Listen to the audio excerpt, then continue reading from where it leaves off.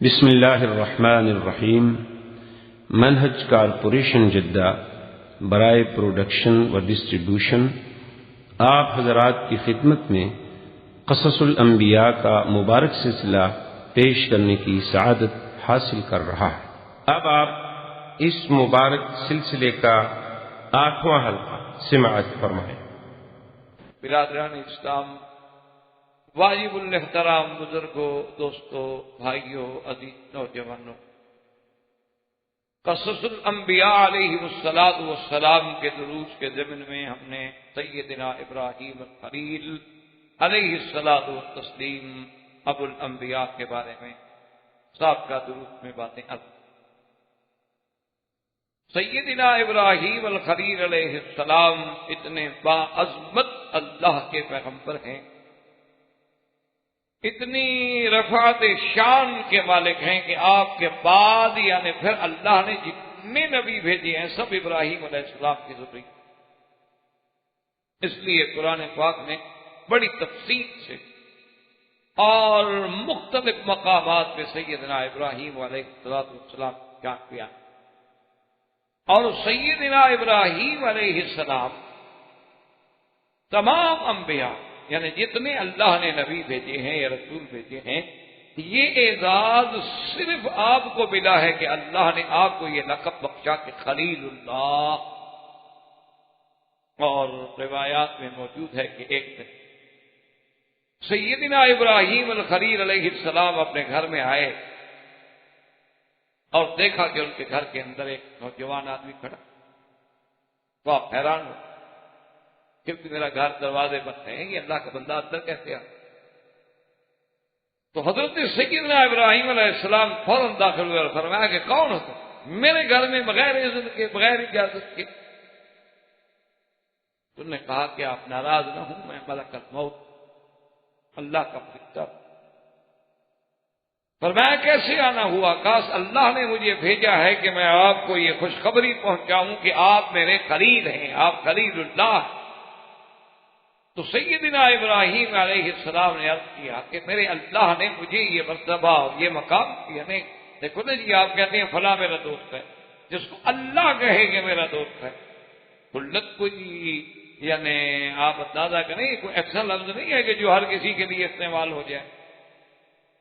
یعنی سرکار دو عالم صلی اللہ علیہ وسلم اور سیدنا ابو بکر کا کتنا قرب ہے، یعنی آپ اندازہ فرمائیں کہ سب سے اول اسلام لانے والے، پھر حضور صلی اللہ علیہ وسلم کے سسر بھی ہیں، قرابت بھی ہے، پھر جس انسان نے اپنی ساری زندگی اپنی جان مال اولاد تن سب کچھ قربان کر دیا حضور پہ، لیکن حضور نے فرمایا کہ لو کنت متخذا خلیلا لاتخذت ابا بکر خلیلا ولکن صاحبکم خلیل اللہ، کہ اگر میں کسی کو خلیل بناتا اور یہ لقب دیتا تو پھر ابو بکر کو دیتا، لیکن اس کو بھی میں نہیں دیتا۔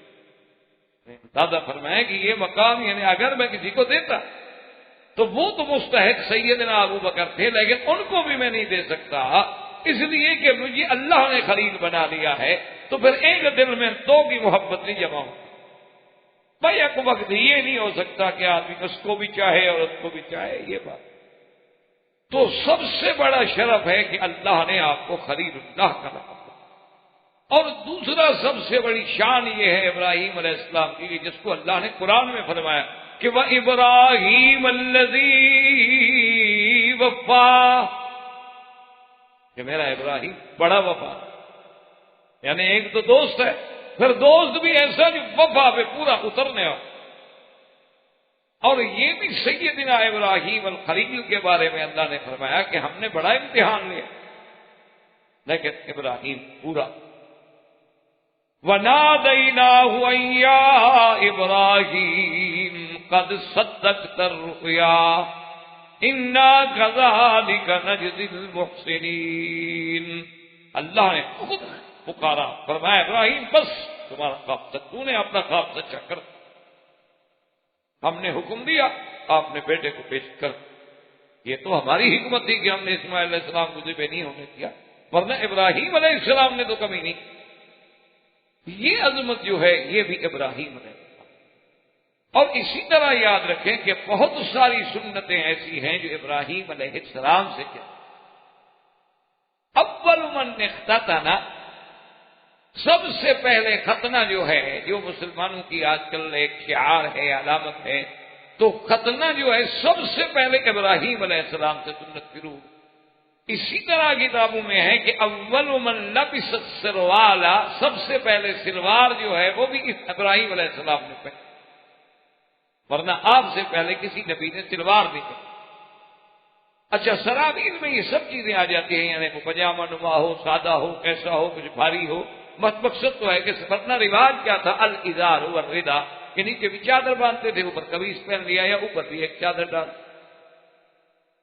سرکار دو عالم صلی اللہ علیہ وسلم نے بھی ساری زندگی جو ہے چادر باندھی، آپ نے ساری زندگی چادر باندھی ہے۔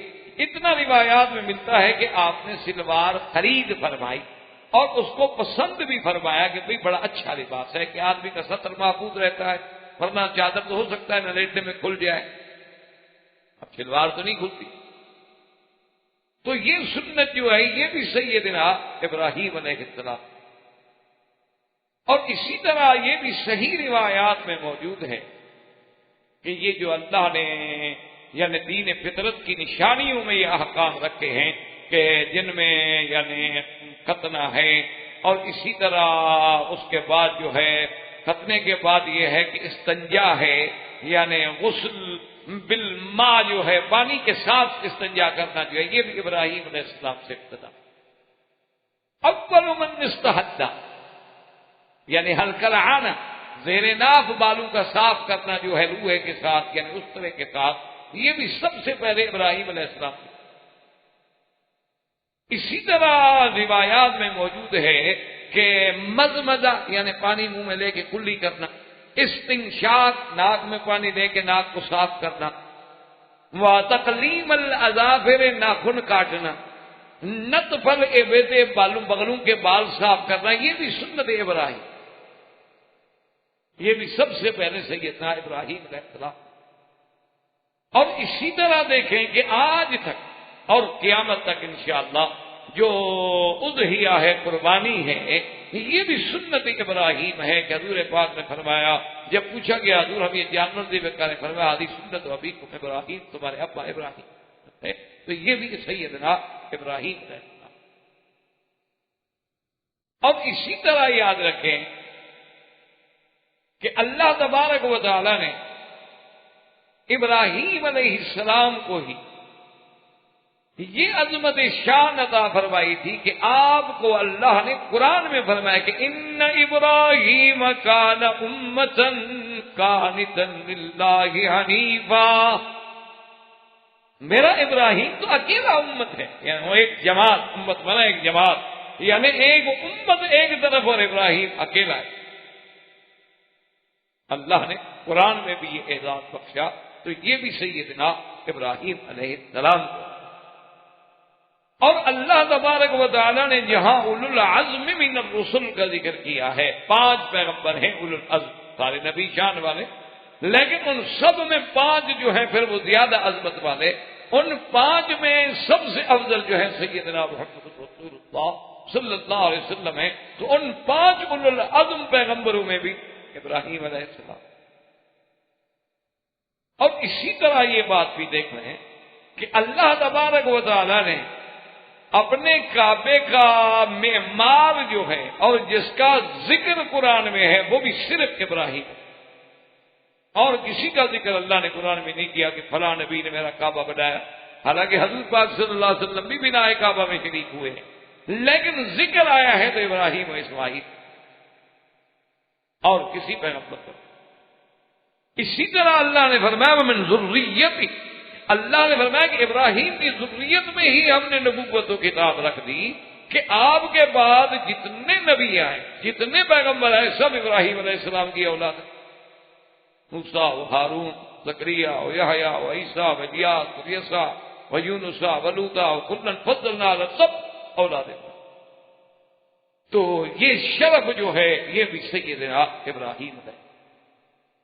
اور اسی طرح حضور صلی اللہ علیہ وسلم نے فرمایا کہ جب قیامت والے دن ساری اللہ کی مخلوق کو اٹھایا جائے گا اور جب ہم اٹھیں گے تو حفاظن عراتن غرلا، یعنی بالکل اسی کیفیت میں ہوں گے جیسے بچہ ماں کے پیٹ سے پیدا ہوتا ہے، نہ کپڑا ہے، نہ پاؤں میں جوتا ہے، نہ سر پہ کوئی چیز ہے۔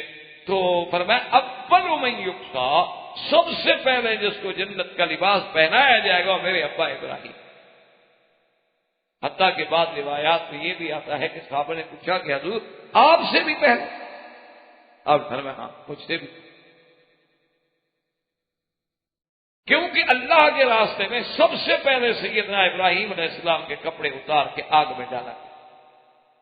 تو یہ شرف جو ہے کہ تمام انبیاء سے پہلے جنت کا لباس ملنا، یہ بھی سیدنا ابراہیم علیہ السلام۔ اور اسی طرح اللہ تبارک و تعالی کسی پیغمبر کا، یعنی آپ سارے نبیوں کی زندگی پہ نظر ڈالیں، ہمارے لیے تو سارے پیغمبر شان والے ہیں، ہمارا سب پہ ایمان ہے، ہم تو سب کو اللہ کا نبی اور اللہ کا رسول مانتے ہیں، عظمت والے، شان والے، اللہ نے ان کو نبوت اور رسالت کے لیے منتخب فرمایا۔ لیکن یہ ساری باتوں کے باوجود یہ شان صرف اللہ نے ابراہیم علیہ السلام کو دیا ہے کہ جب انہوں نے دعا مانگی نا کہ وَاجْعَلْ لِي لِسَانَ صِدْقٍ فِي الْآخِرِينَ، میرا اللہ میرا ذکر جو ہے وہ آخرین میں ان میں بھی باقی رہے۔ اللہ نے حکم دیا اپنے نبی پاک کو۔ صحابہ کہتے ہیں کہ اپنے حضور سے سوال کیا یا رسول اللہ صلی اللہ علیہ وسلم، ہم نے آپ پہ سلام پڑھنا تو سیکھ لیا ہے کہ السلام علیک ایھا النبی ورحمۃ اللہ وبرکاتہ وکیف الصلاۃ علیک یا رسول اللہ، ہم آپ پہ درود کیسے بھیجیں؟ آپ نے فرمایا فقولوا اللہم صل علی محمد وعلى آل محمد كما صليت على إبراهيم وعلى آل إبراهيم إنك حميد مجيد وبارك على محمد وعلى آل محمد كما باركت على إبراهيم وعلى آل إبراهيم إنك حميد مجيد۔ تو اللہ تبارک و تعالیٰ نے حضور پہ درود بھیجنے کے ضمن میں سیدنا ابراہیم کا ذکر کر کے آپ کا ذکر جو ہے قیامت تک زندہ کر دیا کہ جب تک قیامت تک مسلمان ہوں گے، نمازیں پڑھیں گے، تو جہاں حضور کا نام آئے گا وہاں ابراہیم علیہ السلام کا نام دیا۔ یہ شرف کسی پیغمبر کہ کسی پیغمبر کا نام ہم نماز میں لیں۔ اور اسی سے آپ اندازہ فرما لیں کہ 1.26 کروڑ تقریباً مسلمان ہیں، چلو ان میں جتنوں کو بھی اللہ نے نماز نصیب کی ہوگی، پھر 5 وقت کی نمازیں ہیں، واجبات ہیں، سنت ہے، وتر ہے، تہجد ہے، اشراق ہے، نوافل ہے، تو ایک دن میں اندازہ کریں کہ کتنے کروڑ صلاۃ و سلام جو ہے میرے آقا پر اور خاص سیدنا ابراہیم پر۔ تو یہ عظمت شان جو ہے یہ بھی صرف سیدنا ابراہیم ہے۔ اور اسی طرح یاد رکھیں کہ کسی پیغمبر کے واقعے کو اتنی تفصیل سے بیان نہیں کیا گیا، اور اللہ تبارک و تعالیٰ نے ابراہیم علیہ السلام کا ایک ایک واقعہ، آپ کا مناظرہ، آپ کا قوم سے مقابلہ، آپ کا بتوں کو توڑنا، آپ کا نمرود سے ٹکرانا، آپ کا آگ میں ڈالا جانا، آپ کا آگ سے، یعنی کون سا واقعہ ہے جس کو اللہ نے قرآن میں کھول کے بیان کیا۔ اور حضور صلی اللہ علیہ وسلم سے جب پوچھا گیا کہ حضور کریم کون ہے، نے فرمایا اگر پوچھتے ہو تو الکریم ابن الکریم ابن الکریم ابن الکریم، وہ صرف کون ہے؟ وہ یوسف ہے کہ یوسف نبی ابن نبی ابن نبی ابن نبی، یوسف جو ہیں وہ بھی نبی ہے، یوسف علیہ السلام بھی نبی۔ اور اسی طرح دیکھیں کہ یعقوب علیہ السلام ان کے والد جو ہیں وہ بھی نبی، اور یعقوب علیہ السلام کے والد حضرت اسحاق وہ بھی نبی، اور حضرت اسحاق کے ابا ابراہیم الخلیل وہ بھی نبی۔ یعنی آپ حیران اندازہ کر سکتے ہیں کہ خود نبی، باپ نبی، دادا نبی، پر دادا نبی، اللہ نے گویا نبوت آپ کے گھر میں رکھ۔ یہ شان جو ہے یہ بھی سیدنا ابراہیم علیہ السلام۔ اور اسی طرح حضرت ابراہیم علیہ السلام کو اللہ نے صحف بھی عطا فرما، جس کا ذکر قرآن میں ہے، صحف ابراہیم و موسیٰ۔ اور حضور سے پوچھا گیا، سرکار دو عالم صلی اللہ علیہ وسلم سے، کہ ابراہیم علیہ السلام کے جو صحف ہیں ان میں کیا آپ نے فرمایا ان میں امثال مناجات، ان میں مثالیں تھیں کہ اللہ نے مثالیں دے دے کے سمجھایا، اور اس میں اتنی بلیغ اتنی حکمت پہ مبنی امثلہ کا ذکر ہے کہ اگر آدمی وہ دیکھے تو انسان حیران ہو جاتا ہے کہ ابراہیم علیہ السلام کی اس دور کی نصائح جو ہے وہ آج بھی امت کے لیے ہدایت کا ذریعہ۔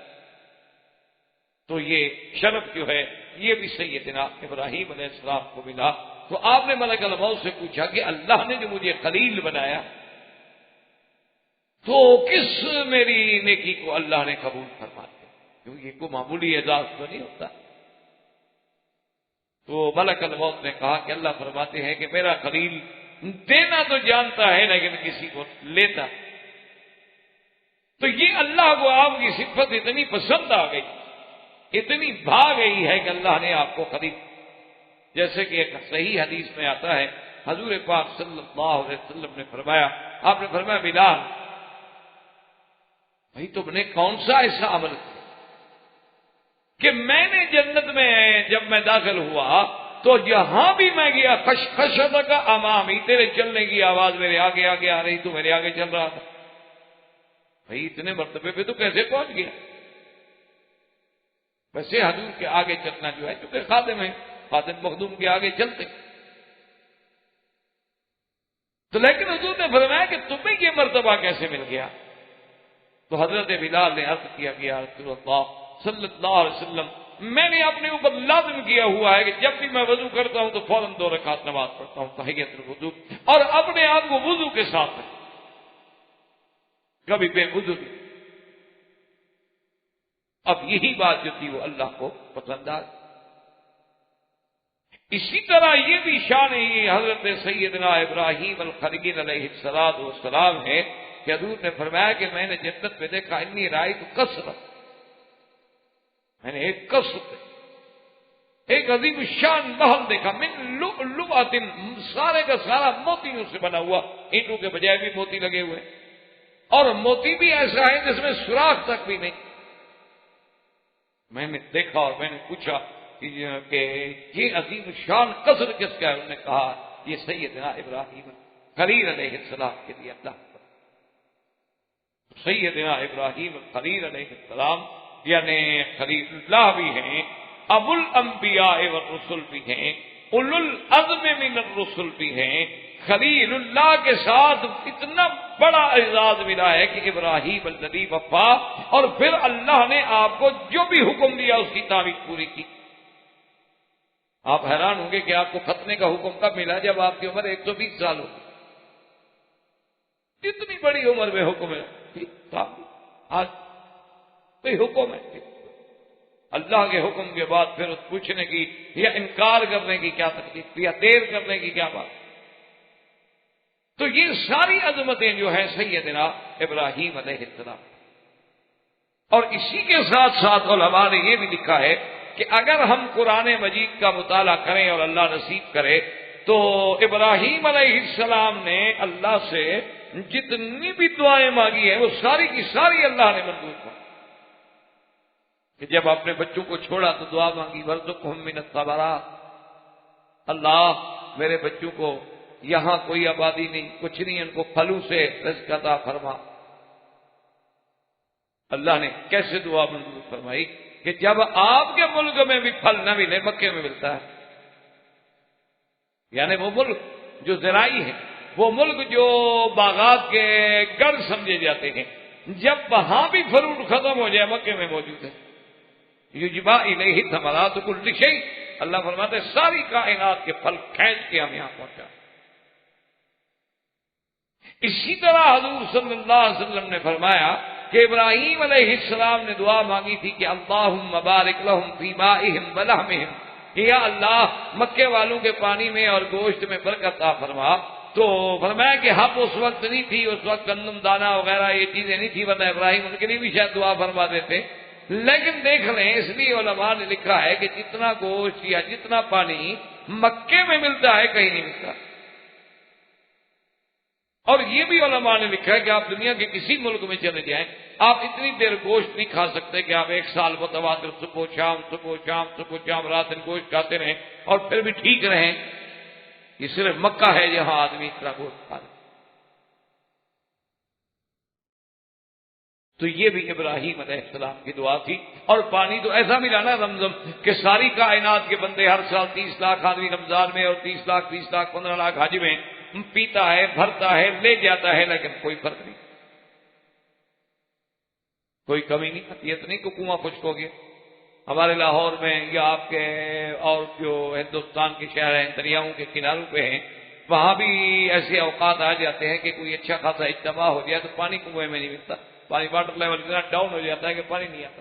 حالانکہ دریا کے کنارے پہ ہیں وہ شہر، راوی جو ہے دریا ہے، لاہور تو راوی کے کنارے پہ بس رہا ہے، لیکن اس کے باوجود بھی یعنی وہاں کوئی اچھا فنکشن ہو جائے یا کوئی اجتماعات ہو جائے یا کوئی میلہ لگ جائے تو پانی نہیں ملتا۔ اور زمزم کا پانی دیکھیں کہ کوئی دریا بھی قریب نہیں ہے، اور دریا جو ہے وہ تو سمندر ہے، وہ تو کڑوا پانی ہے۔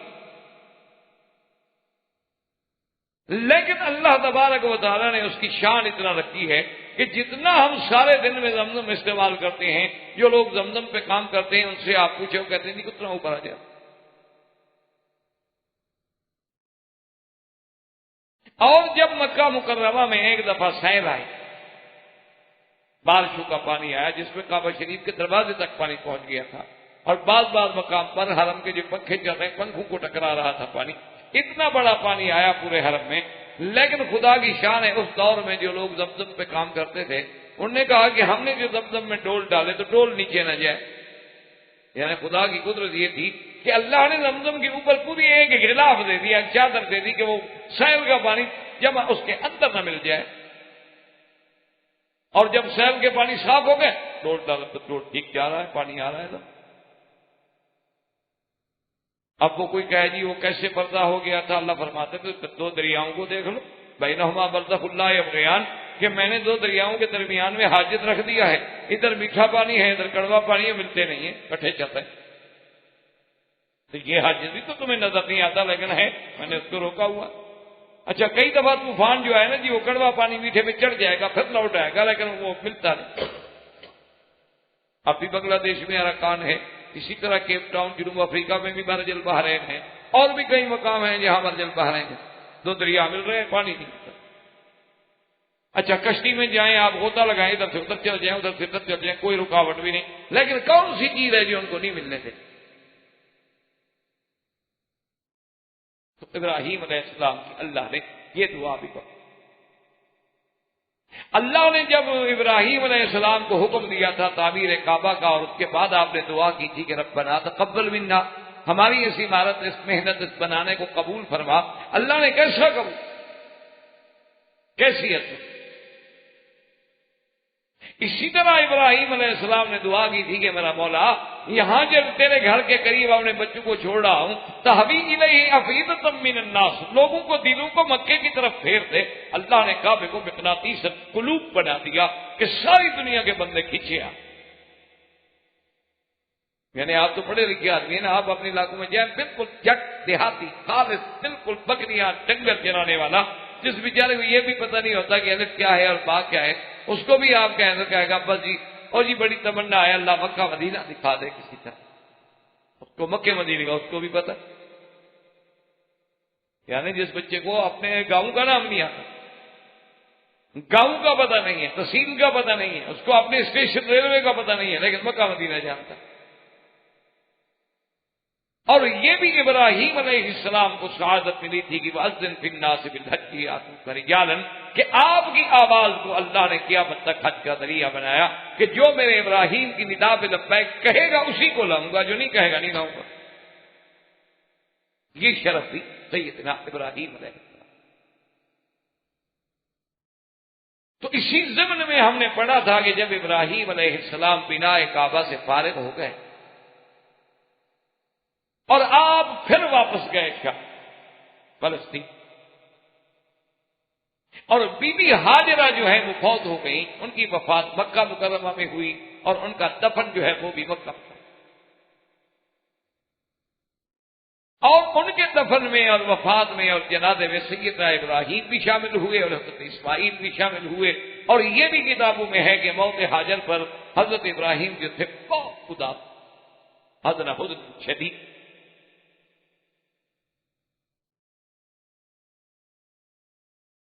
سیدنا ابراہیم علیہ السلام جب واپس گئے، بیوی حاجرہ فوت ہو گئی.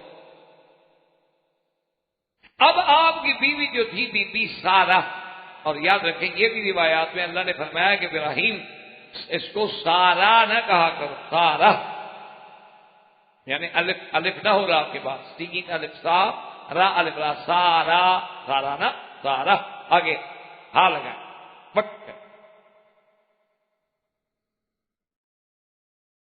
تو اب بی بی سارہ کی دعائیں بھی اللہ نے سنی. اس واقعے کو اللہ نے قرآن میں کئی مقام پہ ذکر کیا. سورۃ الہود میں ذکر ہے، سورۃ الذاریات میں ذکر ہے، سورۃ النحل میں ذکر ہے. اور اسی ضمن میں ہم نے آج کے درس میں جو آیات پڑھی ہیں، اللہ پاک نے فرمایا وَلَقَدْ جَاءَتْ رُسُلُنَا إِبْرَاهِيمَ بِالْبُشْرَىٰ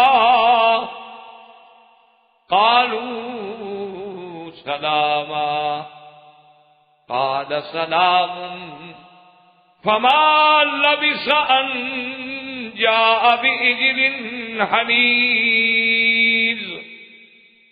اللہ تبارک و تعالیٰ فرماتی ہیں وَلَقَدْ جَاءَتْ رُسُلُنَا، ہمارے فرشتے ہمارے فرستادہ آئے ابراہیم علیہ السلام کے پاس خوشخبری لے کر. اور اللہ نے اس کو قرآن میں کئی مقام پہ دیا. هل أتاك حديث ضيف إبراهيم المكرمين. اللہ نے فرمایا میرا مدنی کیا آپ کو پہنچی ہے قصہ ابراہیم کے مہمانوں والا.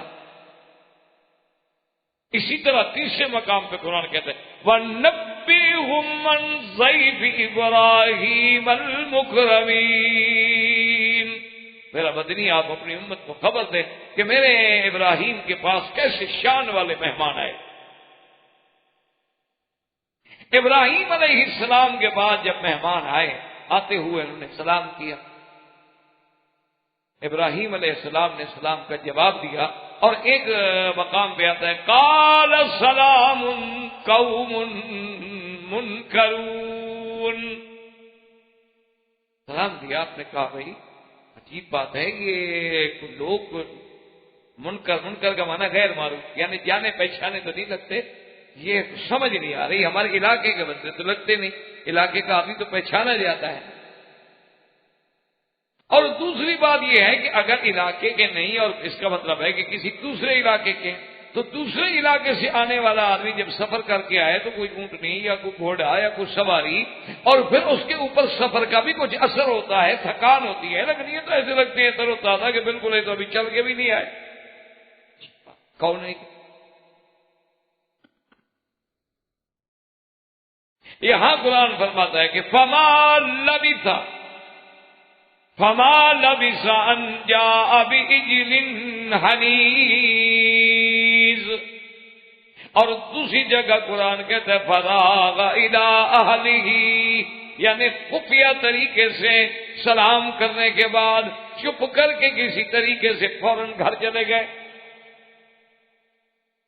یہاں قرآن کہتا ہے بعجل حنیذ، یعنی بچڑا بھنا ہوا. اور دوسری جگہ قرآن کہتا ہے بعجل سمین، موٹا تازہ بچڑا. اچھا دونوں میں کوئی تفاوت نہیں، مقصد ہے کہ اعتبار بدن کے موٹا تازہ تھا اور بھول کے لے آئے. اور اسی سے علماء نے یہ مسئلہ بھی استنباط کیا ہے کہ آداب ضیافت میں یہ ہے کہ یعنی مہمان نوازی کے آداب میں یہ ہے کہ آدمی اپنے مہمانوں سے پوچھے نہیں، جو وقت کے مطابق حالات کے مطابق تقاضا ہے اور جو کچھ اللہ نے اس کو توفیق دی ہے وہ چپ کر کے پیش. مثلا چائے کا وقت ہے، چائے پیش کر دے، کھانے کا وقت ہے، کھانا پیش کر. ایسا وقت ہے کہ اندازہ ہو سکتا ہے یہ آدمی دور سے آئے ہیں، کھانا نہیں کھایا ہوگا تو پوچھ بھی سکتا ہے. لیکن آداب ضیافت اسی میں ہے کہ جو اللہ نے آپ کو دیا ہے، جو ہے سوکھی روٹی ہے، کچھ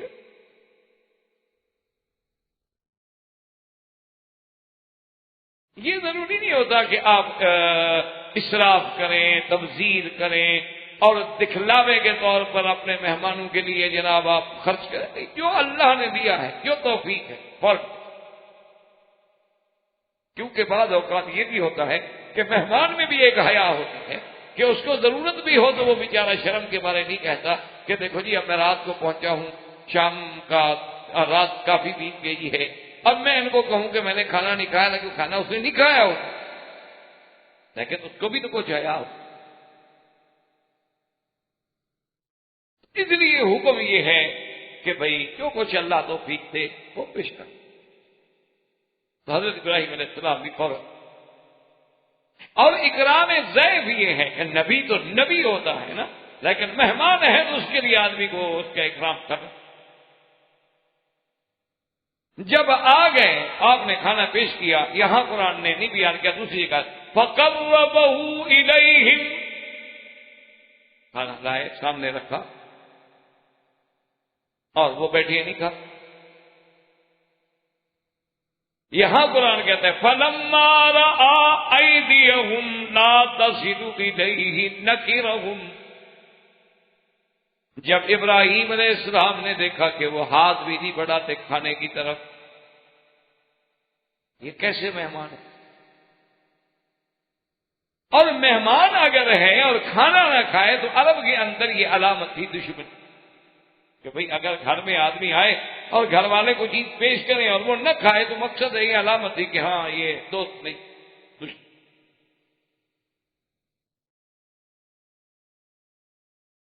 اور حضرت ابراہیم علیہ السلام نے جب دیکھا کہ ان کے تو ہاتھ ہی آگے نہیں بڑھتی، اتنا اچھا کھانا میں پکا کے لایا ہوں، خود اٹھا کے لایا ہوں، خود پیش کیا ہے، اب دل میں خوف پیدا ہوا۔ وَأَوْجَسَ مِنْهُمْ خِيفَةً قَالُوا لَا تَخَفْ، اب دل میں خوف پیدا ہوا، اور جب دل میں خوف آئے تو چہرے پر بھی اثار ہوتے ہیں۔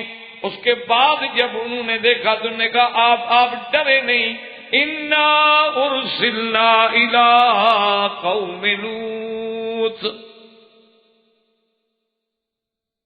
اور یہ آنے والے کون تھے؟ یاد رکھیں یہ فرشتے تھے، اور یہ بھی کتابوں میں ذکر ہے کہ آنے والوں میں حضرت جبریل علیہ السلام بھی تھے، حضرت میکائیل علیہ السلام بھی تھے، اور ملک الموت بھی تھے، یہ تین فرشتے۔ بعض علماء نے یہاں ایک روایت نقل کی ہے کہ جب ابراہیم علیہ السلام نے اصرار کیا کہ بھئی آپ کھانا کیوں نہیں کھاتے،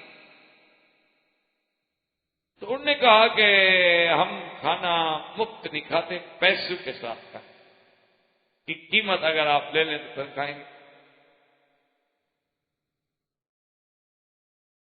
تو ابراہیم علیہ السلام نے کہا کہ بھائی تم مہمان ہو، انہوں نے کہا جی نہیں بس ٹھیک ہے، آپ کا اپنے آداب ہیں، ہمارے اپنے آداب ہیں کہ ہم مفت چیز نہیں کھاتے، کہ کسی کی اس کا بدلہ دیتے ہیں، اس کی آپ قیمت بتا دیں تو پھر ہم کھائیں گے۔ انہوں نے کہا ٹھیک ہے قیمت تو ہے، چلو قیمت دے دو۔ انہوں نے کہا جی کیا قیمت ہے؟ انہوں نے کہا اس کی قیمت صرف اتنا ہے کہ جب کھانا کھاؤ تو پڑھو بسم اللہ الرحمن الرحیم، اور جب کھا لو تو کہہ دو الحمدللہ، اللہ تیرا شکر ہے، بس قیمت ادا ہو گئی۔ لیکن یہ روایت اسرائیلی ہے اور صحیح نہیں ہے، اس لیے کہ وہ تو اللہ کے فرشتے ہیں، بسم اللہ پڑھو یا نہ پڑھو، الحمدللہ پڑھو یا نہ، وہ تو ہر وقت اللہ کی تسبیح میں ہیں، عباد المکرمون ہیں، وہ ہر وقت اللہ کی تسبیح و تقدیس بیان کرتے ہیں، اور پھر وہ تو ہر لحاظ سے کھانے سے پاک ہیں، وہ ایسی بات کیسے کر سکتے؟ اور قرآن میں بھی اس کا کوئی اشارہ۔ اب جناب جب یہ بات طے ہوگی، انہوں نے کہا کہ حضرت آپ نہ گھبرائیں، ہم تو آئے ہیں قوم لوط کی طرف، اور درمیان میں اللہ نے ہمیں یہ بھی حکم دیا ہے کہ ابراہیم علیہ السلام کی طرف سے جانا ہے۔ تو اب آپ کی بیوی جو تھی وہ ساتھ کھڑی، وَامْرَأَتُهُ قَائِمَةٌ فَضَحِكَتْ فَبَشَّرْنَاهَا بِإِسْحَاقَ وَمِنْ وَرَاءِ إِسْحَاقَ يَعْقُوبَ۔ اللہ تبارک و تعالیٰ فرماتے ہیں کہ آپ کی بیوی کھڑی تھی، فَضَحِكَتْ، بیوی ہنس پڑی۔ اچھا اب بعض علماء یہاں یہ کہتے ہیں کہ جب ان کو خوشخبری دی گئی نا بیٹے کی تو پھر بیوی ہنس پڑی، حالانکہ یہ بات نہیں ہے، کیونکہ یہاں قرآن یہ کہتا ہے کہ یہ واقعہ پہلے ہے اور بشارت بعد میں ہے۔ وامرأته قائمة فضحكت فبشرناها بإسحاق ومن وراء إسحاق يعقوب. تو بشارت تو بعد میں اور بی بی صاحبہ کا ہنسنا جو ہے وہ پہلے. تو یہ کیوں کہا گیا کہ بی بی صاحبہ کیوں ہنسی؟ کہتے ہیں کہ بی بی صاحبہ دراصل اس لیے ہنسی تھی کہ قوم لوط جو تھی وہ اخبث ترین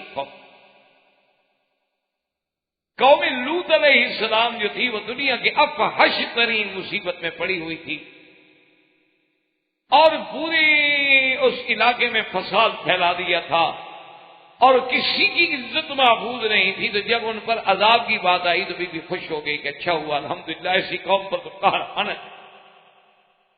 اس لیے بی بی صاحبہ کو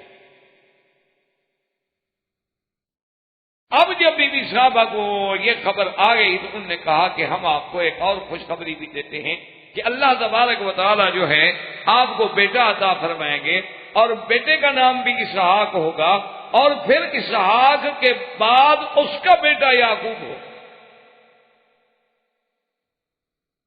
یعنی خوشخبریوں کی خوشخبریاں کئی خوشخبریاں ہوگی.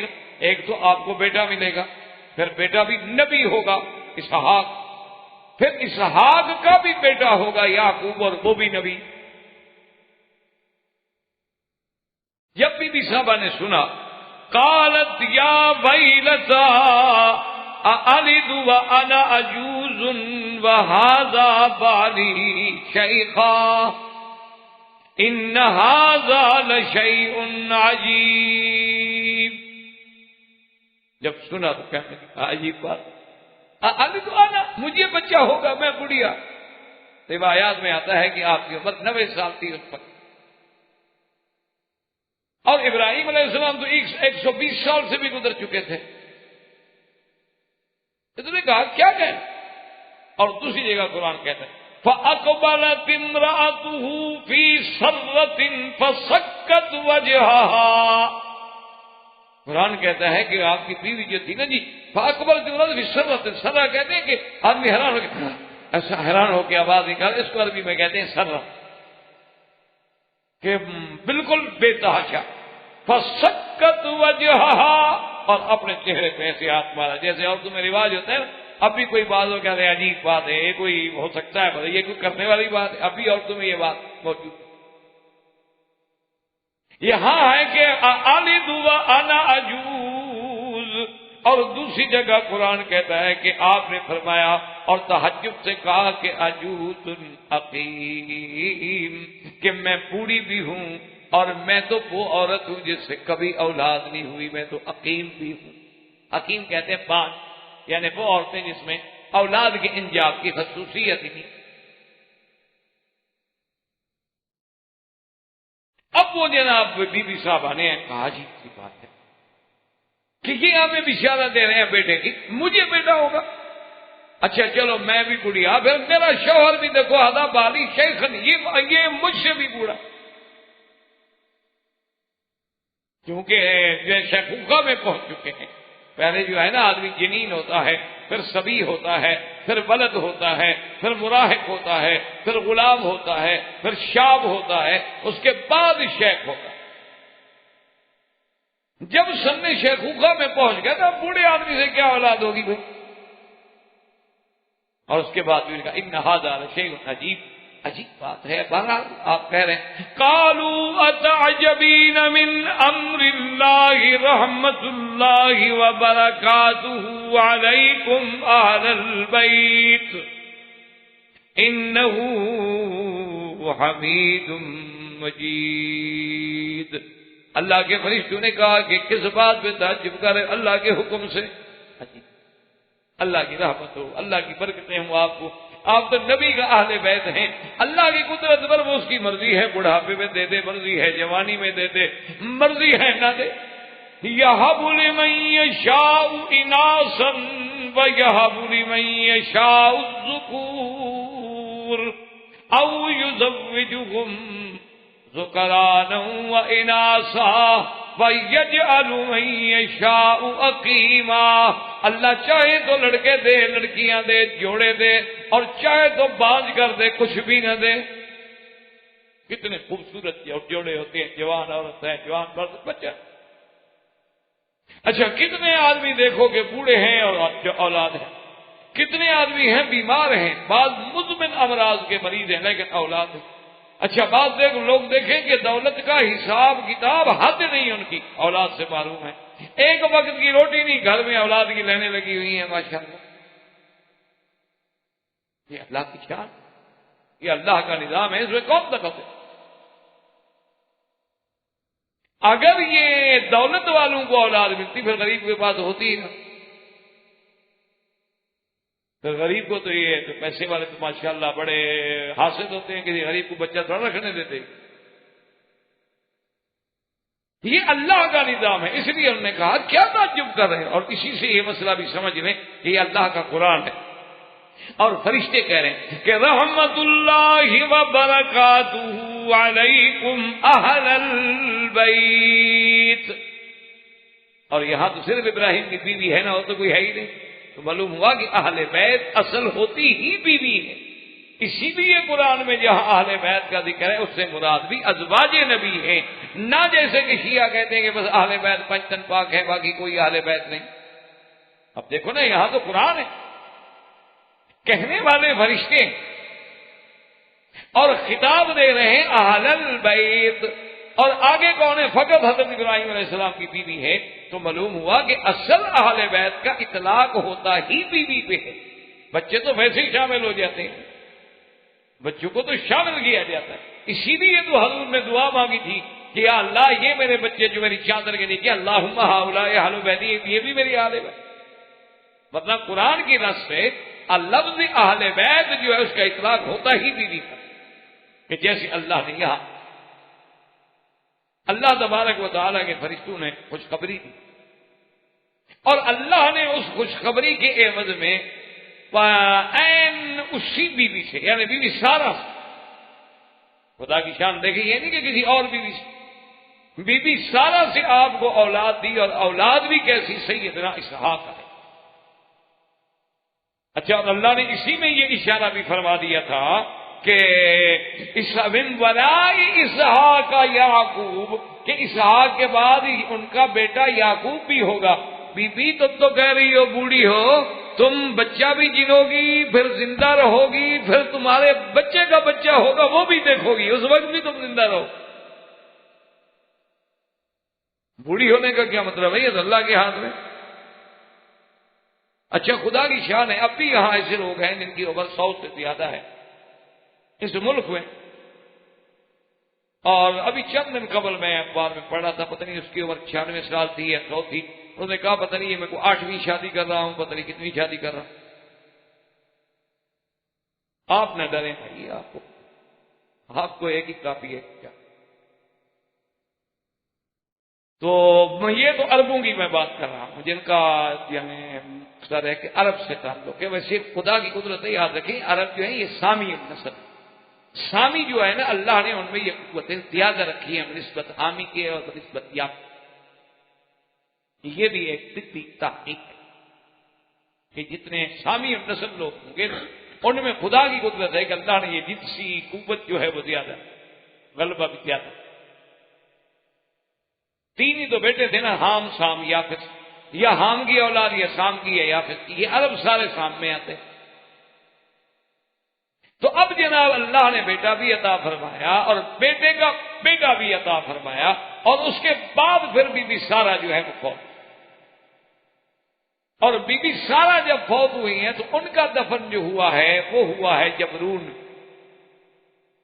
جبرون یاد رکھو اسی مقام کا نام ہے جس کو آج کل کہتے ہیں خلیل، یعنی آپ جائیں نا بیت المقدس انشاءاللہ تو اس کے بالکل ساتھ ایک جگہ ہے جس کو خلیل کہا جاتا ہے، پہلے بیت اللہ میں ہے، پھر وہ جبرون حبشی ہے، اور اسی جبرون تو یہ ان کا نام تھا یعنی سریانی زبان میں، عبرانی زبان میں اسی کا نام جو ہے خلیل ہے۔ تو اچھا ان کے جنازے میں بھی سیدنا اسماعیل مکے سے پہنچے اور اسحاق علیہ السلام تو پہلے وہاں موجود تھے، تو سیدنا ابراہیم علیہ السلام نے اور اسحاق و اسماعیل علیہ السلام نے جنازہ پڑھا اور ان کو وہی دفن فرمایا، اور ان کی قبر مبارک جو ہے وہ بھی اسی جبرون میں یعنی خلیل میں ہے۔ اور یہ علاقہ جو تھا، مربع جو تھا، اس کے بنانے والے بھی سلیمان تھے۔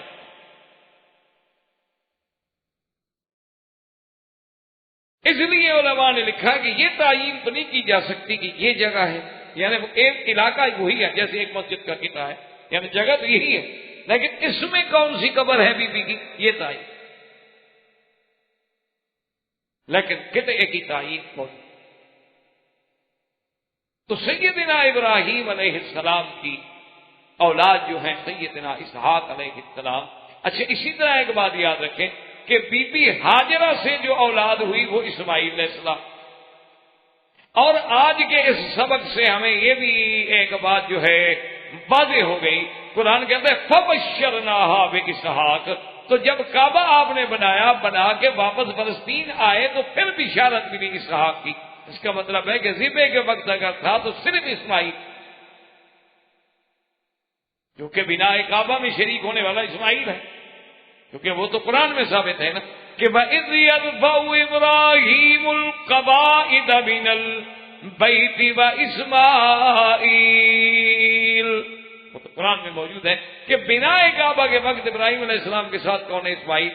اچھا، اسی طرح آج تک بھی حتیم کو کہا جاتا ہے ہجر اسماعیل، کیونکہ میزاب رحمت کے این نیچے بیٹھ کے حضرت اسماعیل علیہ السلام جو تھے وہ عبادت کرتے تھے، نماز پڑھتے تھے، دعائیں مانگتے تھے، تو اس جگہ کو کہا گیا ہے ہجر اسماعیل۔ اور اب اللہ فرماتے ہیں فَبَشَّرْنَاهَا، یعنی اس واقعے کے بعد ہم نے اسحاق کی بشارت دی، تو یہ بات واضح ہو گئی کہ ذبیح جو ہے وہ اسماعیل علیہ السلام ہیں، نہ کہ اسحاق ہیں، جیسے کہ اسرائیلیوں نے بعض روایات میں یہ سازش کی ہے کہ ہم یہ ثابت کریں کہ ذبیح جو ہے وہ اسماعیل علیہ السلام نہیں ہے، تو یہ بات جو تھی یہ بھی بات۔ اب اسی کے ساتھ یہ بات بھی یاد رکھیں کہ ابراہیم علیہ السلام جو تھے، آپ نے بی بی ہاجرہ سے شادی ہوئی، اس سے حضرت اسماعیل، بی بی سارہ سے اللہ نے حضرت اسحاق۔ اچھا، بی بی سارہ جو ہے یہ حضرت ابراہیم کے خاندان، بی بی ہاجرہ جو ہے وہ اس بادشاہ نے دی تھی ہدیہ۔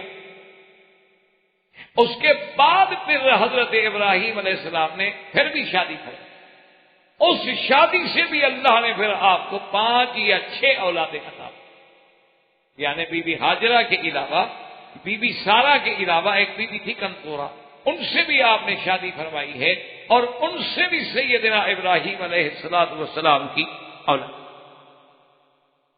اچھا، اور اسی طرح قرآن مقدس میں آپ یہ دیکھ رہے ہیں کہ اللہ نے ابراہیم علیہ السلام کی صفت اسی صورت میں جو ہم نے آج پڑھی ہے، فرماتے کہ ان ابراہیم لحلیم اواہ منیب، میرا ابراہیم جو ہے بڑا حوص، میرا ابراہیم حلیم، حلم والا، حلم جو ہے بہت بڑی صفت۔ اچھا، اللہ نے جو آپ کو 2 بیٹوں کی بشارت دی ہے، قرآن میں آپ پڑھیں گے، ایک جگہ آتا ہے بشرناہ بغلام علیم، ہم نے علم والے بیٹے کی بشارت، اور ایک جگہ جو بشارت ہے آتا ہے بغلام حلیم، ہم نے علم والے بیٹے کی، یعنی علم والا بیٹا بھی اللہ نے ابراہیم علیہ السلام کو دیا، اور حلم والا بیٹا بھی اللہ نے ابراہیم علیہ۔ اور اسی طرح یہ بات بھی دیکھیں کہ حضرت ابراہیم علیہ السلام کے بعد آپ کا بیٹے اسحاق علیہ السلام کے بیٹے کون؟ یعقوب کون ہے؟ آپ کا دوسرا نام کیا؟ اسرائیل، یعنی آپ کا دوسرا نام جو تھا اسرائیل۔ تو بنو اسرائیل میں جتنے نبی آئے سب ذریت ابراہیم علیہ، اور سیدنا اسماعیل سے اللہ نے صرف ایک نبی، سیدنا اسماعیل کی ملک میں صرف ایک نبی بھیجے گئے، محمد الرسول اللہ صلی اللہ علیہ وسلم، جو خاتم الانبیاء والمرسلین۔ اور اس کے بعد اللہ نے فرمایا کہ ہم اسی سبط میں سے، اسی سبط قریش میں سے 12 خلفاء پیدا کریں گے قیامت تک، جو پوری دنیا میں عدل و انصاف سے اور پوری دنیا میں اللہ کے احکام سے اس دنیا کو بھر دیں گے۔ یعنی وہ شروع تو ہوں گے حضور کے خلافت خلفاء سے، اور قیامت تک آتے رہیں گے، کبھی کوئی 100 سال بعد آیا، کوئی 200 سال بعد آیا، کوئی 300 سال بعد آیا، کوئی ابھی بعد میں آئے گا جیسے مہدی آئیں گے، اسی طرح پھر بعد میں آخر میں حضرت عیسیٰ ابن مریم علیہ السلام اتریں گے۔ تو یہ عظمت جو ملی ہے یہ بھی صرف سیدنا ابراہیم علیہ السلام کو اللہ تبارک و تعالیٰ نے عطا۔ اب اسی طرح دیکھیں گے جب ابراہیم علیہ السلام کی وفات کا وقت آئے تو ابراہیم علیہ السلام کی عمر مبارک جو ہے وہ 175 سال۔ اچھا اللہ کی شان دیکھو، اسحاق علیہ السلام پہ جب وفات آئی ان کی عمر بھی 175 سال۔ یہ قدرت کے اتفاقات ہوتے۔ اسی طرح اگر آپ دیکھیں گے نا تو سرکار دو جہاں کی عمر اور ابو بکر کی عمر ایک ہے،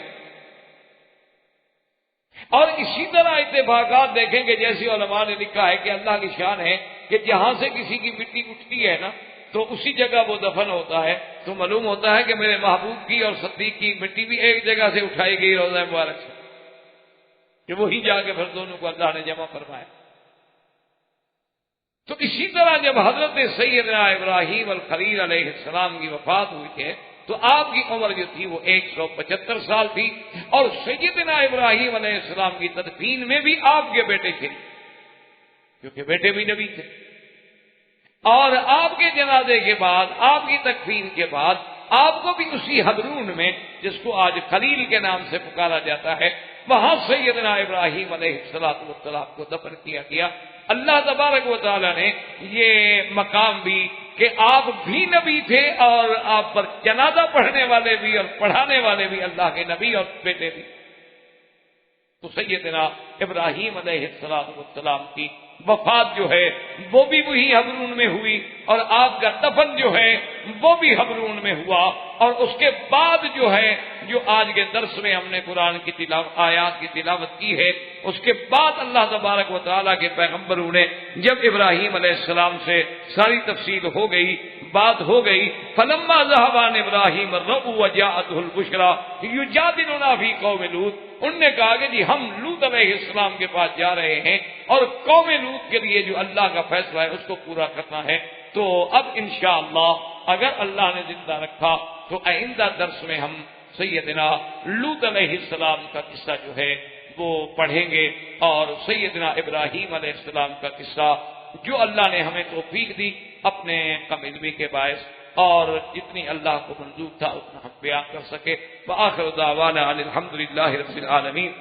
برادران اسلام، واجب الاحترام بزرگوں، دوستوں، بھائیوں، عزیز نوجوان،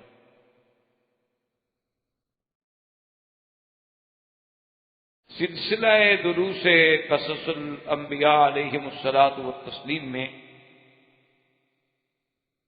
ہم نے سیدنا ابراہیم الخلیل علیہ الصلاۃ والتسلیم کے بارے میں پڑھا، اور اسی سیدنا ابراہیم علیہ السلام کے واقعات کے ضمن میں قرآن مقدس نے متعدد صورتوں میں اس قصے کو بھی تقریباً ملا کے ذکر کیا۔ اس کی وجہ یہ ہے، علماء نے لکھا ہے کہ لوط علیہ السلام جو ہیں دراصل یہ ابراہیم علیہ السلام کے بھائی کے بیٹے، یعنی ابراہیم علیہ السلام جو ہیں ان کے بھائی تھے ہاران، تو ہاران کے بیٹے جو ہیں وہ لوط ہیں، تو پھر لوط ابن طارق ہیں، یعنی جیسے ابراہیم علیہ السلام کے باپ کا نام طارق تھا اور لقب آذر تھا، تو یہ لوط جو ہیں وہ ان کے بھائی کے بیٹے ہیں، تو اس لیے ایک بڑا قریبی تعلق۔ اور اسی طرح ہمیں یہ بھی روایات کتب سابقہ سے یہ بات ملتی ہے کہ لوط علیہ السلام جو ہیں وہ بھی دراصل یعنی طارق کے گھر میں، آذر کے گھر میں ہی پرورش پائی، اور ابراہیم علیہ السلام اور وہ اکٹھے رہے۔ ایک تو بھائی کے بیٹے ہیں اور پھر زیادہ قرب بھی ہے کہ ایک گھر میں پرورش ہو۔ اور ابراہیم علیہ السلام پر جب آزمائشوں کے پہاڑ ٹوٹے، جب سیدنا ابراہیم الخلیل علیہ السلام پر دور ابتلا آیا، اور آپ کو اس وقت کی مقتدر قوتوں نے آگ میں ڈالا، تو حضرت لوط علیہ السلام کے سامنے یہ سارا واقعہ گزرا۔ دراصل یہ قصے جو ہیں قرآن پاک میں، یہ مقام ہیں مواعظ کے، عبر کے، کہ انسان ان کو پڑھ کے عبرت حاصل۔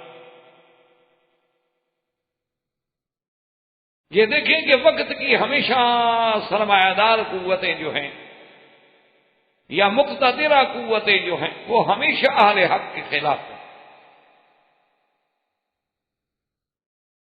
حضرت نوح علیہ السلام کے زمانے سے لے کر سرکار دو عالم صلی اللہ علیہ وسلم کے زمانے تک ہم اگر نظر دوڑائیں تو ہر دور میں اہل حق کی مخالفت کرنے والے کون لوگ تھے؟ بڑے لوگ تھے، سرمایہ دار تھے، جاگیردار تھے، یا وقت کے حاکم تھے۔ اسی لیے نوح علیہ السلام تو سب سے پہلے رسول اور نبی ہے نا، جب آپ نے قوم کو دعوت دی تو سب سے پہلے اللہ کا قرآن کہتا ہے کہ قال الملأ من قومه انا لنراك في ضلال مبين۔ آپ کی قوم کے جو بڑے بڑے سردار تھے، ملا کہتے ہیں یعنی جن کی وجہ سے آنکھیں بھر جائیں ڈر سے، دلوں میں روب پڑ جائے، وہ ہوتے ہیں ملا، یمتنعون القلوب من ہیبتہم، کہ لوگوں کے دل دیکھ کے ڈر جاتے ہیں، لگے بڑا آدمی کون آ رہا ہے۔ قال الملأ من قومه، سب سے پہلے ان کے سرداروں نے کہا کہ جی معلوم ہوتا ہے نعوذ باللہ آپ تو گمراہ ہیں، تو مخالفت انہوں نے۔ اسی طرح موسیٰ علیہ السلام کا دیکھیں، مخالفت کرنے والا کون ہے؟ فرعون۔ یعنی ہر دور غریبوں نے تقریباً موافقت، اگر کہیں غریب موافقت نہیں کر سکے تو معارضت بھی نہیں کی، مخالفت بھی نہیں کی، پھر ہٹ گئے، خاموش رہے۔ لیکن یہ جو فساد ہوا ہے ہمیشہ، یہ خدا کی قدرت ہے کہ ان بڑے لوگوں کی وجہ سے۔ تو جب سیدنا ابراہیم علیہ السلام پہ دور ابتلا آیا کہ آپ کو آگ میں ڈالا گیا، تو اللہ تبارک و تعالی نے جہاں ابراہیم علیہ السلام کے والد اور والدہ کے لیے بھی اس آگ کو کھول دیا کہ وہ دیکھیں گے ابراہیم بیٹھے ہیں، وہاں لوط علیہ السلام نے بھی دیکھا کہ ابراہیم علیہ السلام تو آگ میں آرام سے بیٹھے، وہ تو اللہ کی نعمتیں کھا رہے۔ اسی لیے قرآن دوسری جگہ کہتا ہے فآمن لہ لوط، اب لوط ایمان ہے۔ تو سب سے پہلے ایمان لانے والوں میں لوط علیہ السلام ہیں، جو ابراہیم علیہ السلام پہ ایمان۔ اس لیے بھی اللہ نے لوط علیہ السلام اور ابراہیم علیہ السلام کے واقعے وہ اکٹھے ذکر۔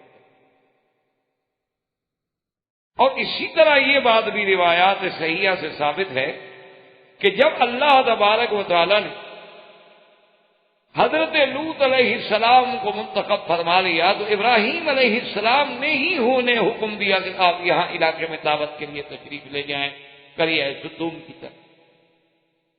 تو بھیجنے والے بھی ابراہیم علیہ السلام، اس طرح بھی لوط علیہ السلام سے آپ کا ایک تعلق۔ تو اسی ضمن میں جب ابراہیم علیہ السلام کے پاس مہمان آئے کہ جیسا ہم پڑھ چکے ہیں درس میں، اور آپ نے ان کے لیے کھانے کا انتظام کیا، ایک بچڑا ماشاءاللہ تر و تازہ بھونا اور گوشت بنا کے جناب لے آئے۔ اب وہ کھاتے نہیں، تو ابراہیم علیہ السلام کو جب خوف لاحق ہوا کہ یہ کیوں نہیں کھاتے، آپ جب ڈر گئے تو پھر انہوں نے کہا کہ ہم اللہ کے فرشتے ہیں، اور انہوں نے ابراہیم علیہ السلام کو بیٹے کی مبارک دی۔ اور وہ بیٹا کون؟ اسحاق، جو کہ اسماعیل علیہ السلام کا واقعہ اس سے پہلے آپ پڑھ چکے تھے کہ فبشرناها باسحاق ومن وراء اسحاق یعقوب، تو آپ کو حضرت اسحاق علیہ السلام کی بشارت دی گئی، اور اسحاق علیہ السلام پیدا ہوئے بی بی سارہ کے بعد، جو آپ کی پہلی بیوی۔ اب جناب اسی کو دیکھیں کہ یہ ساری بشارتیں جب ہو گئیں، ابراہیم علیہ السلام کو بشارت مل گئی، لیکن ابراہیم علیہ السلام نے یہ اندازہ تو لگا دیا کہ بھی اگر صرف بچے کی خبر ہی دینی تھی تو پھر ایک فرشتہ بھی کافی ہے، پھر 3 فرشتوں کے آنے کی کیا ضرورت ہے؟ اور تینوں اہم فرشتے جبرائیل، میکائیل اور ملک الموت۔ اگر انسان کو مبارک دینی ہے تو بی بی مریم کے پاس بھی تو اکیلے جبرائیل علیہ السلام تشریف لے آئے، تو اس کے لیے تو اتنا ضرورت نہیں ہوتی کہ 3 فرشتے آئیں، اور 3 بھی وہ فرشتے جو تمام ملائکہ میں افضل ہیں۔ تو اس لیے قرآن کہتا ہے کہ دوسری جگہ، کیونکہ یہ اسلوب ہے اللہ کے کلام کا کہ ایک ہی واقعے کو وہ مختلف پہلو سے بیان کرتے ہیں اور مختلف اسلوب سے بیان کرتے ہیں تاکہ پڑھنے والے کے دماغ میں اللہ کا قرآن اتر جائے۔ اور دوسری وجہ اس کی یہ ہوتی ہے کہ قرآن اکٹھا تو نازل ہوا نہیں کہ چلو ایک صورت میں بیان کر دیا جاتا، قرآن تو اترا ہے صورت آیت آیت، کبھی مکے میں، کبھی مدینے میں، کبھی خیبر میں، کبھی بدر میں، کبھی عرفات میں، کبھی مینا میں، کبھی حدیبیہ میں۔ تو جیسے جیسے حالات ہوتے تھے اسی کے مطابق قرآن نازل ہوتا۔ اس لیے بھی اللہ تبارک و تعالیٰ نے ایک ہی واقعے کو متعدد صورتوں میں نازل فرمایا کہ جہاں جس حصے کی ضرورت آئی وہاں وہی آیات نازل۔ تو اللہ پاک نے دوسرے مقام پر قال ما خطبکم ایھا المرسلون، قال فما خطبکم۔ اب ابراہیم علیہ السلام نے پوچھا کہ بھئی کیا اصل وجہ کیا ہے تم لوگوں کی، اللہ کے فرشتے کیوں بھیجے گئے ہو؟ یہ تو معمولی سی بات ہے، جو بشارت دے گی ایک کافی ہے۔ قالوا انا ارسلنا الى قوم مجرمین۔ اب فرشتوں نے کہا کہ بھئی اصل بات یہ ہے کہ ہمیں تو اس مجرمین قوم کی طرف اللہ نے بھیجا ہے، قوم لوط کی طرف اللہ تبارک و تعالی نے ہمیں بھیجا ہے کہ اب ان کے نافرمانیوں کی انتہا ہو چکی ہے، اب ان کی بغاوت کی انتہا ہو چکی ہے، اب ان کا استیصال کا وقت آ گیا ہے، اب ان کے سروں کی فصل پک چکی ہے اور ان کے کٹنے کا زمان آ۔ اللہ نے وہاں یوں ذکر۔ اب ابراہیم علیہ السلام کو جب یہ پتہ چلا تو یہاں قرآن پاک نے ایک سورۃ ہود میں ایک دوسرے اسلوب سے بیان کیا کہ فَلَمَّا ذَهَبَ عَنْ إِبْرَاهِيمَ الرَّوْعُ وَجَاءَتْهُ الْبُشْرَى يُجَادِلُنَا فِي قَوْمِ لُوطٍ۔ اللہ فرماتی ہے کہ جب ابراہیم علیہ السلام کا خوف ختم ہو گیا، پتہ لگ گیا فرشتے ایسے نہیں کھا رہے، اور ڈر ختم۔ وَجَاءَتْهُ الْبُشْرَى، اور بیٹے کی خوشی اور مبارک بھی مل گئی کہ اللہ آپ کو بچہ دیں گے اسحاق، اور اس کے بعد یعقوب، اور اسحاق بھی نبی اور یعقوب بھی نبی، اولاد ہو اور پھر اولاد بھی صالح ہو۔ اللہ فرماتے ہیں کہ دیکھو اب ابراہیم قوم لوط کی وجہ سے جھگڑنے لگ گئے فرشتوں کے ساتھ، اب ذرا اطمینان ہو گیا نا، ڈر نکل گیا، تو اب ابراہیم علیہ السلام نے جھگڑنا شروع کیا۔ تو یاد رکھیں کہ وہ جھگڑنا کیا تھا، وہ اصل میں روایات میں یہ آتا ہے کہ ابراہیم علیہ السلام نے فرشتوں سے پوچھا کہ بھئی ایک بات تو بتاؤ، ٹھیک ہے تم جا رہے ہو قوم لوط کو ہلاک کر رہے،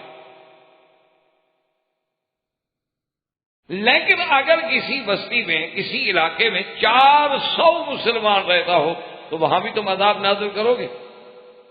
کہا کہ نہیں، اگر وہاں 400 مسلمان ہو تو پھر تو ہم عذاب نہیں نازل کریں۔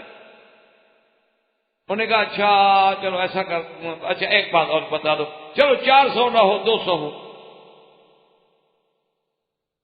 انہوں نے کہا 200 ہو تو پھر بھی عذاب نہیں نازل کریں۔ انہوں نے کہا اچھا چلو 200 نہ ہو 100 ہو۔ انہوں نے کہا پھر بھی عذاب نہیں آئے گا۔ انہوں نے کہا اچھا 100 نہ ہو تو اگر وہاں 40 ہوں۔ اب حضرت ابراہیم یوں جھگڑ رہے، مقصد یہ ہے کہ آخر اللہ کے نبی ہیں، اب جب دیکھا کہ قوم پہ عذاب آ گیا ہے تو اب کوشش کی کہ کسی طرح ٹل جائے، کیونکہ ہم پیغمبر یہ تو نہیں چاہتے کہ قوموں کا استیصال ہو جائے۔ انہوں نے کہا 40 ہو تو پھر بھی عذاب نہیں کریں۔ انہوں نے کہا اچھا 40 نہ ہوں چلو 10 ہو۔ انہوں نے کہا پھر بھی نہیں کریں گے۔ انہوں نے کہا 1 ہو۔ ابراہیم صاحب کو تو پتا تھا کہ وہاں تو مسلمان آئے نہیں، واضح لوط علیہ السلام، کیونکہ خدا کی شان ہی ہے کہ یعنی پوری قوم لوط میں کوئی بندہ اسلام نہیں لے آیا لوط علیہ السلام پہ ماں سوا دو لڑکیوں کے، اپنی بیوی بھی مسلمان نہیں ہوئی۔ اسی لیے میرے آقا نے حدیث مبارک میں آتا ہے صلی اللہ علیہ وسلم نے، سرکار دو جہاں نے فرمایا کہ قیامت والے دن بعض نبی ایسے بھی ہوں گے جن کے ساتھ کوئی یعنی ایک بندہ بھی نہیں، بعض نبی ایسے بھی ہوں گے جن کے ساتھ 2 اور 4 آدمی ہوں۔ تو اس لیے ہمیشہ یاد رکھا کریں، اسی لیے علماء حق نے قرآن و سنت کی روشنی میں فرمایا ہے کہ مجمع زیادہ ہونا، بھیڑ زیادہ ہونا، عدد زیادہ ہونا کو حقانیت کی دلیل نہیں ہوتی، یہ کوئی دلیل نہیں ہے۔ ویسے بھی اللہ کی شان ہے، آپ دیکھیں نا جی کہ گلاب کا پھول ہو تو پھول تو ایک ہوگا، کانٹے 18 ساتھ لگے۔ اسی لیے آپ دیکھیں کہ جب پانی آتا ہے تو اس کے اوپر جتنا گند اور جتنا چھوٹی موٹی تنکے اور چیزیں اور ایسی ساری اس کے اوپر چڑھی ہوئی ہوتی، تو یہ کوئی دلیل نہیں ہوتی کہ اگر ایک طرف مثلا ہم کہیں کہ دیکھو جی بلاد اروپا ہے اور یورپ اور امریکہ ہے اور ماسکو ہے اور رشیا ہے اور ہر جگہ کفر ہے، یہ کوئی دلیل نہیں ہے چاہے ساری دنیا میں ایک مسلمان ہو، یہ تو کوئی ضروری نہیں ہے کہ اگر ہم زیادہ، ہاں یہ ایک الگ بات ہوتی ہے کہ اب ہم مسلمان ہیں الحمدللہ، پھر کسی مسئلے پر جمہور ایک طرف ہے تو ان کا وزن ہوتا ہے، لیکن جہاں کفر اور اسلام کی بات ہے کہنا مسلمان، اللہ کے نبی کے ذمہ دعوت ہے، اگر کوئی مسلمان ہو گیا الحمدللہ، نہیں ہوا تو نبی کا تو اس میں کوئی ذمہ نہیں، ان علیک الا البلاغ، آپ کی ذمہ داری ہے کہ حق پہنچا دو۔ تو انہوں نے کہا کہ اگر ایک بھی ہونا پھر بھی ہم عذاب نہیں کریں گے، لیکن قرآن کہتے ہیں ہم نے کہا ابراہیم علیہ السلام بات، یا ابراہیم اعرض عن ھذا انہ قد جاء امر ربک وانہم آتیہم عذاب غیر مردود۔ انہوں نے کہا ابراہیم اب جانے دیں، آپ چھوڑیں اس بحث کو، ان کا وقت آ چکا ہے، اللہ کے عذاب کا فیصلہ ہو گیا، اب اللہ کے عذاب کو کوئی ٹال نہیں سکتا، اب بحث کا کیا ہے۔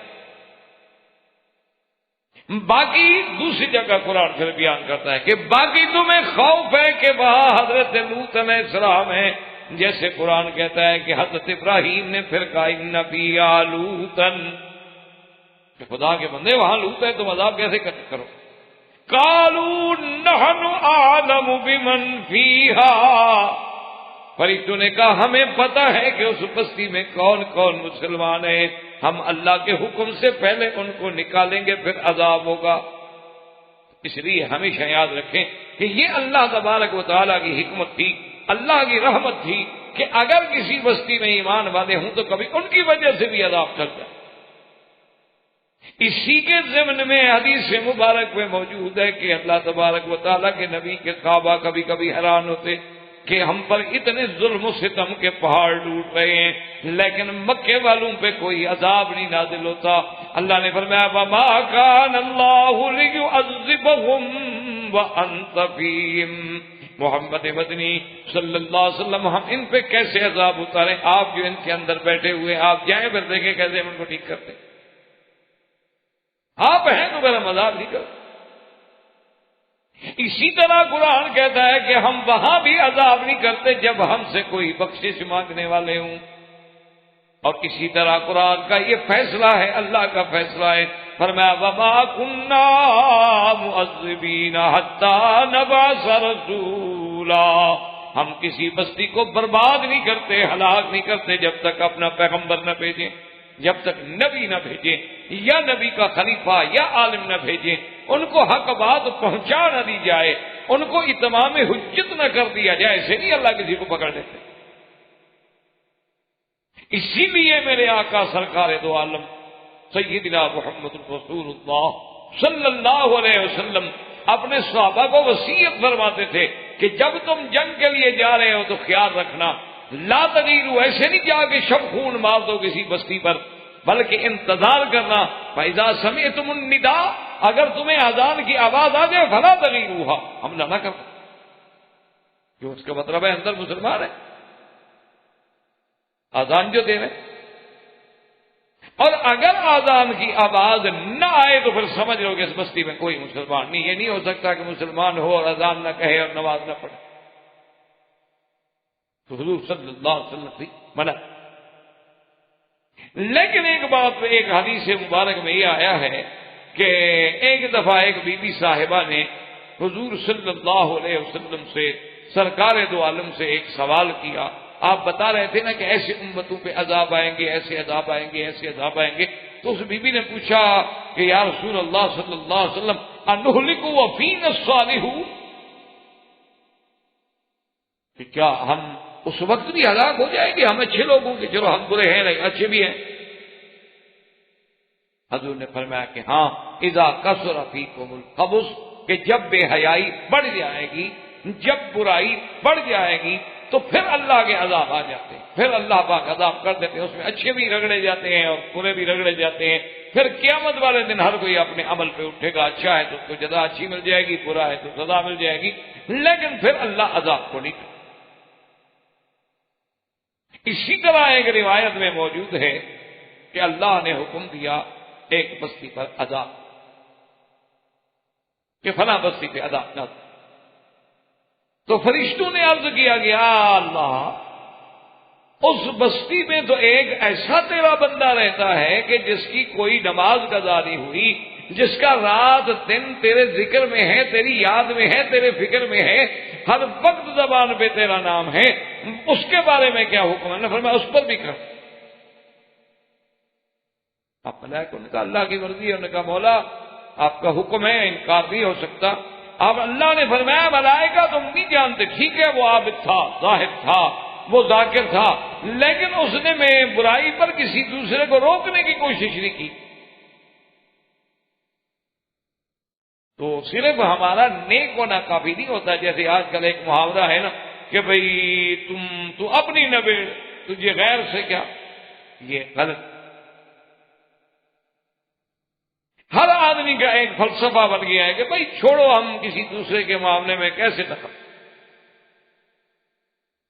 لیکن جی آزادی ہے اور ہر آدمی کو حق ہے اور ٹھیک ہے وہ جانے ان کا کام جانے, یہ بات اللہ کے رسول اور اسلام کے فلسفے کے خلاف. ایک آدمی آگ میں جل رہا ہے, آپ اس کو بچانے کی کوشش بھی نہ کریں, آزادی ہے جانے دو. ایک آدمی آپ کے سامنے اگر آگ میں جا رہا ہے, آپ کا فرض ہے کہ پکڑیں آپ اس کو. ایک آدمی آپ کے سامنے مکان سے کھڑے ہو کے چھلانگ لگانا چاہتا ہے, خودکشی کرنا چاہتا ہے, آپ کہتے ہیں کہ آزادی ہے, کیوں ہم دخل دیں, جانے دو. یہ کون سی آزادی ہے؟ تو جو لوگ اللہ اور اللہ کے رسول سے جنگ کر رہے ہیں, اللہ کے رسول کی مخالفت کر رہے ہیں, وہ جہنم کی آگ میں اپنے آپ کو ڈال رہے ہیں, ان کو آپ جہنم سے بچانے کی کوشش کیوں نہیں کرتے؟ یہ کیا بات ہے؟ اسی لیے اسلام کا یہ فلسفہ ہے کہ ہمارا ہر بندہ جو ہے کنتم خیر امۃ اخرجت للناس تأمرون بالمعروف وتنہون عن المنکر, کہ ہمارا ہر بندہ بھلائی کا حکم کرے اور برائی سے روکے. اور جب تک یہ فضا نہ بنے اس وقت تک کام بھی نہیں ہو. یہ قاعدہ.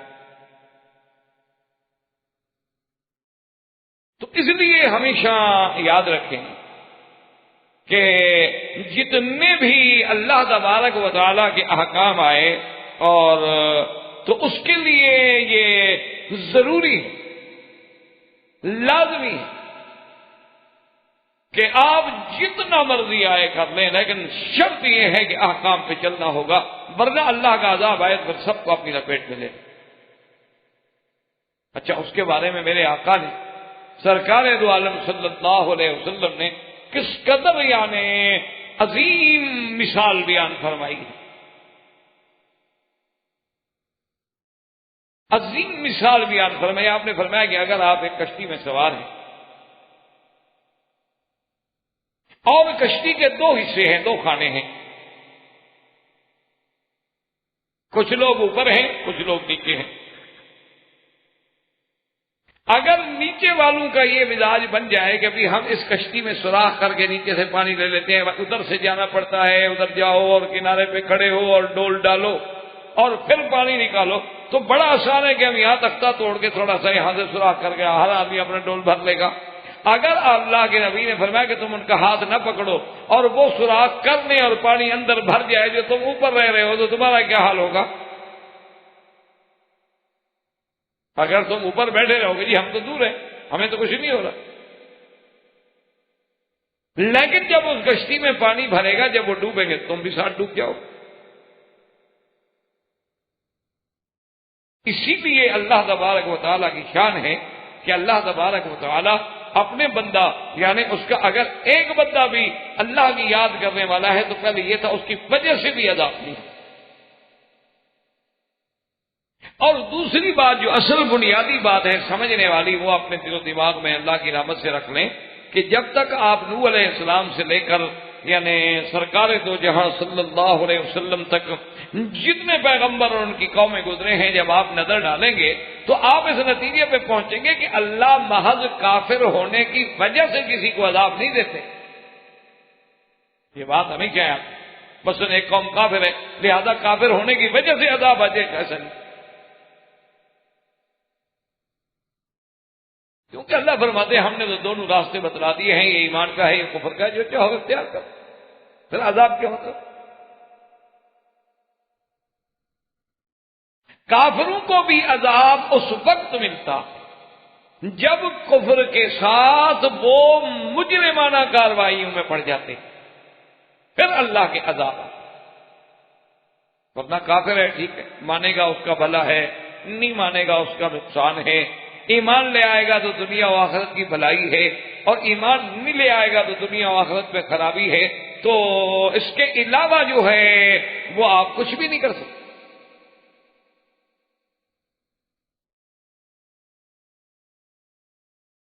تو یہ ہمیشہ ہے. اب دیکھیں نا کہ نوح علیہ السلام کی قوم ہے نہیں عذاب آیا،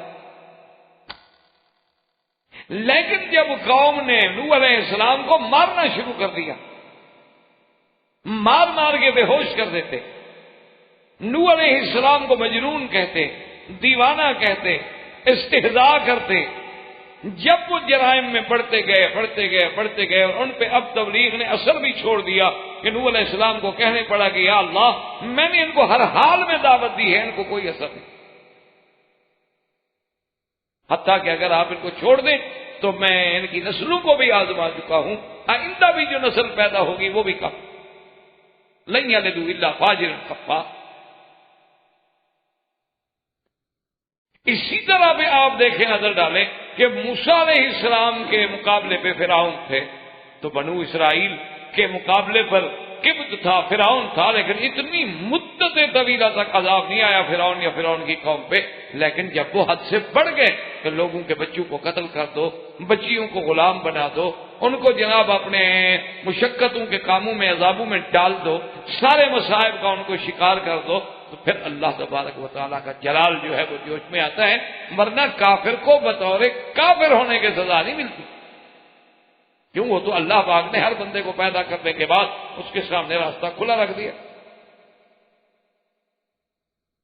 تو اس لیے قرآن مجید یہ کہتا ہے کہ فرشتوں نے ابراہیم علیہ السلام سے کہا کہ حضرت اب بات کہنے کا کوئی فائدہ نہیں، اللہ کے فیصلے جو ہیں وہ کبھی بدلا نہیں، لا مبدل لکلمات، اللہ کا جو حکم ہو جائے تو ہو جاتا ہے.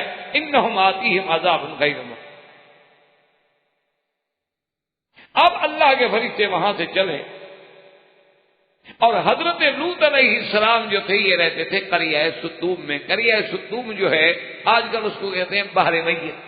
یہ اگر آپ اردن جائیں جارڈن جائیں اس کے قریب وہ جگہ ہے تو اس کو کہتے ہیں بحر میت، یعنی وہ ابھی بھی وہ سمندر کا وہ علاقہ ہے کہ وہاں اب بھی پانی میں کوئی چیز زندہ نہیں رہتی، حالانکہ پانی موجود ہے لیکن کوئی چیز جاندار نہیں بچتی. احباب کرام، اس کے بعد اب آپ اس مبارک سلسلے کی CD نمبر 9 سماعت فرمائیں.